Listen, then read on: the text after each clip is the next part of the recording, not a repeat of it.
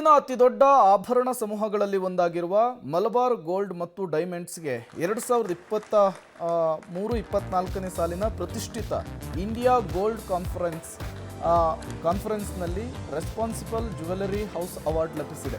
ಇದು ಭಾರತೀಯ ಆಭರಣ ಕ್ಷೇತ್ರದಲ್ಲಿ ಪ್ರತಿಷ್ಠಿತ ಪ್ರಶಸ್ತಿಯಾಗಿದ್ದು, ಮಲಬಾರ್ ಗೋಲ್ಡ್ ಮತ್ತು ಡೈಮಂಡ್ಸ್ನ ನೈತಿಕ ಮೌಲ್ಯ ಮತ್ತು ಸುಸ್ಥಿರ ಬದ್ಧತೆಯನ್ನು ಗುರುತಿಸಿ ಈ ಪ್ರಶಸ್ತಿಯನ್ನು ಕೊಡಲಾಗಿದೆ.